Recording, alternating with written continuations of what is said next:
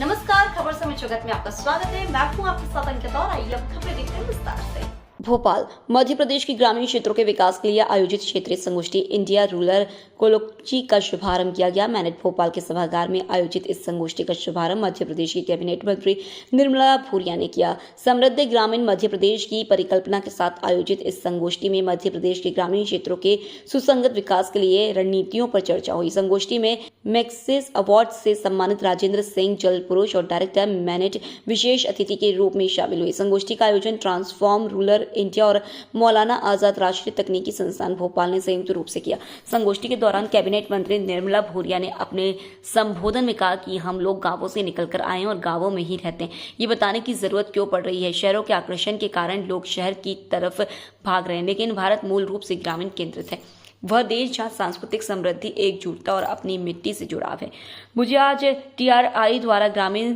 समृद्धि के लिए आयोजित इस कार्यक्रम में शामिल होकर बड़ी खुशी महसूस हो रही है, जहाँ सब मिलकर समृद्ध ग्राम बनाने की दिशा में एक नई रणनीति तैयार करेंगे। मंत्री भूरिया ने कहा है कि हम मुख्यमंत्री डॉक्टर मोहन यादव के मार्गदर्शन और प्रधानमंत्री नरेंद्र मोदी के नेतृत्व में कुपोषण और महिलाओं और बच्चों के स्वास्थ्य के मुद्दे से निपटने के लिए प्रतिबद्ध है। बाल और महिला कल्याण के लिए जिम्मेदार मैंने पोषण को एक अभियान के रूप में बनाने का निर्णय लिया है। ग्रामीण समृद्धशाली विषय पर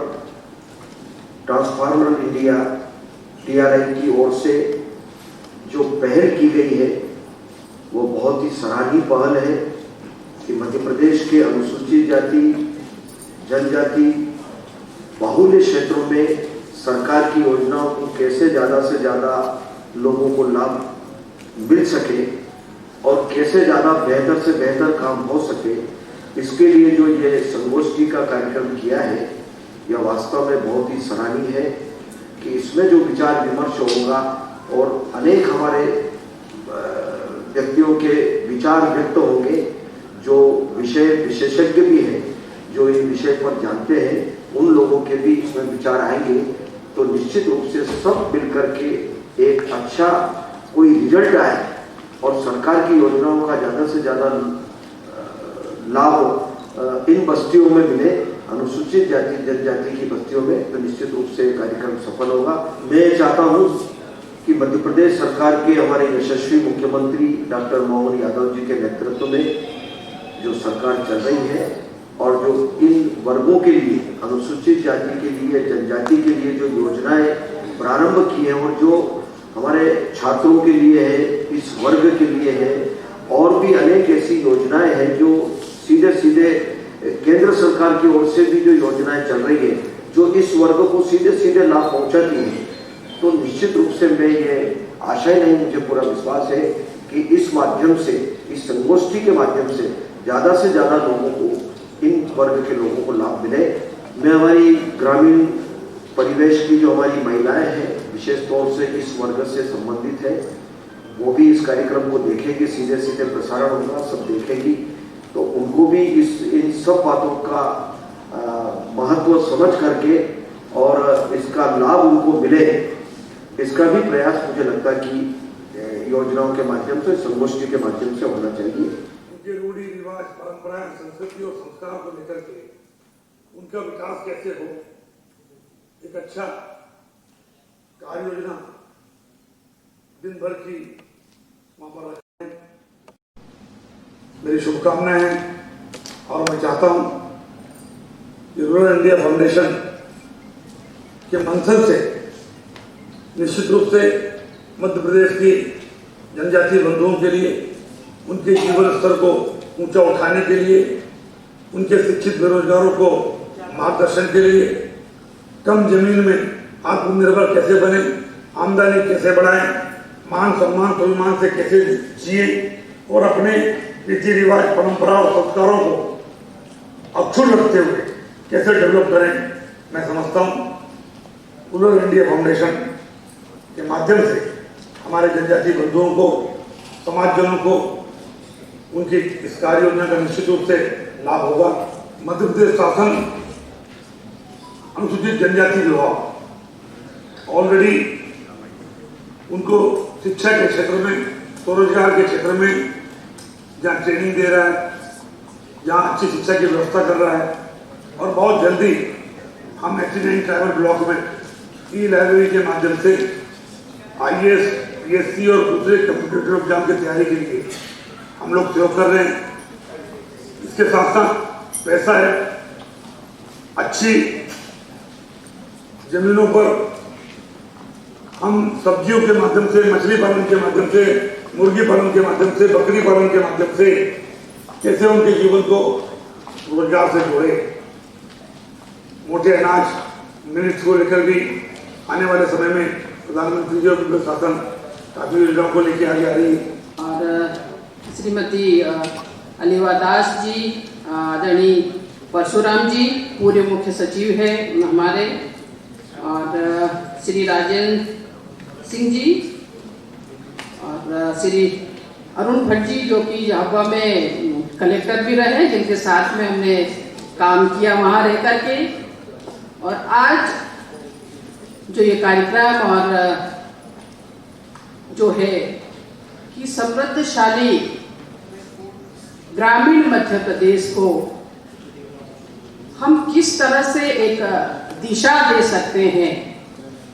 और उसके मंथन के लिए हम यहाँ सब लोग उपस्थित हुए हैं। और मुझे लगता है कि शाम तक काफ़ी यहाँ पे विद्वान भी हमारे बीच में उपस्थित हैं जो फील्ड में रह कर के काम करते हैं, और काफ़ी संस्थाओं के हमारे लोग भी हैं, पूर्व IAS भी हैं, और जो ग्रामीण भारत में लगातार कहीं न कहीं संपर्क में रहे हैं। और हम तो चूंकि गांव से ही निकल के आए हैं और अभी तक गांव में ही रहते हैं, तो इसलिए ग्रामीण क्षेत्र में, गांव में और शहरी क्षेत्र में आखिर हमें इसकी आवश्यकता क्यों पड़ रही है कि हमें इस तरह के हम लोग सेमिनार कर रहे हैं, और समय समय पे हर चीज को हम लोग ला करके बताना चाह रहे हैं। तो कहीं न कहीं मुझे ये लगता है कि शहरों की तरफ जो आकर्षण सब लोगों का बड़ा है, ग्रामीणों को भी बड़ा है, कि शहरों की तरफ हर व्यक्ति भागता चला जा रहा है। और हमारा जो भारत है वो गांव में बसता है, उस मिट्टी से जुड़ा हुआ है, उस मिट्टी की सुगंध से जुड़ा हुआ है, वहाँ के अपने रीति रिवाज है, अपनी संस्कृति है, अलग अलग हमारी भाषाएं हैं, और सारी चीज है। हमारा भारत देश ही ऐसा है कि जहाँ हम कुछ किलोमीटर चलते हैं हमारी भाषा चेंज हो जाती है, हमारी कहीं न कहीं वेशभूषा चेंज हो जाती है। क्योंकि मैं एक ऐसे आदिवासी क्षेत्र से आती हूँ, झाबुआ जिले से आती हूँ, और दूसरे भी मध्य प्रदेश के भी हर उस जिले में चले जाएं या पूरे भारत के किसी भी राज्य में चले जाएं, किसी भी ट्राइबल जिले में चले जाएं, तो हमें हर तरह की चीजें वहाँ वेशभूषा मिलेगी, वहाँ की संस्कृति मिलेगी, वहाँ की अलग अलग भाषाएं मिलेगी। तो वहाँ जाकर के हम किस तरह से उन लोगों को अपने साथ जोड़ सकें। आखिर ये क्यों शहरों की तरफ हम लोग बढ़ रहे हैं? वहाँ काफी कुछ, हाँ ये जरूर है कि जनसंख्या बढ़ी है, उसके साथ साथ ये सारी चीजें हम लोगों के साथ में आती जा रही है। और मैं सबसे पहले तो मैं एरिफ को बधाई देती हूँ जिनके द्वारा इस प्रकार की परिचर्चा का ये आयोजन किया जा रहा है। और आज टेरिफ द्वारा आयोजित इस परिचर्चा का आकार बहुत मतलब यहाँ जो हो रहा है उसके लिए बड़ी खुशी है मुझे। और विशेषकर ग्रामीण मध्य प्रदेश को प्रगति पथ पर ले जाने में जुटे सभी विशेषज्ञों, संस्थाओं, महिला समूहों और विकास विभाग से एक साथ मिलने का अवसर मिल रहा है। स्वयं सहायता समूहों हो या दूसरी संस्थाएं जो हमारे ग्रामीण क्षेत्रों में जाकर के काम करती है। आज हम पंचायतों में जाएं, गांव में जाएं, तो हमारी बहुत सारी संस्थाएं हैं, स्वयं सहायता समूह भी है और दूसरी सारी संस्थाएं हैं। वो जाकर के अलग अलग विषयों पे, जैसे कुछ कुपोषण पे है, तो कुछ शिक्षा पे है, तो कुछ स्वास्थ्य पे है,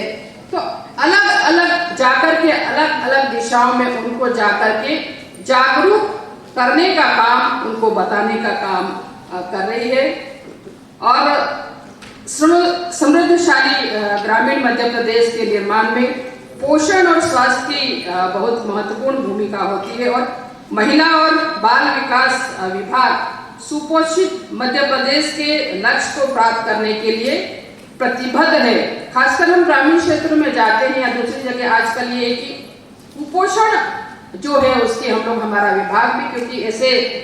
विभाग का प्रतिनिधित्व मैं करती हूँ जिसका आधी आबादी है महिला और बाल विकास, और खासकर कुपोषण को लेकर के हम लोग काफी कुछ इसमें प्रयास करें कि किस तरह से इस चीज को हम लोग मिटा सके, कम कर सके। और इसके लिए हमारे मुख्यमंत्री डॉक्टर मोहन यादव जी भी और हमारे देश के मुखिया आदरणीय नरेंद्र भाई मोदी भी इस ओर लगातार कई तरह की योजनाएं बनाने का काम हम लोग कर रहे हैं और नीचे तक उतारने का काम कर रहे हैं। और आप सभी लोगों के माध्यम से, क्योंकि मैं कहीं भी जाती हूँ तो सभी संस्थाओं से जुड़े हुए हमारे खबर समय जगत के लिए संवाददाता आदित्य सराठे की report. For latest news, subscribe to our channel and press the bell icon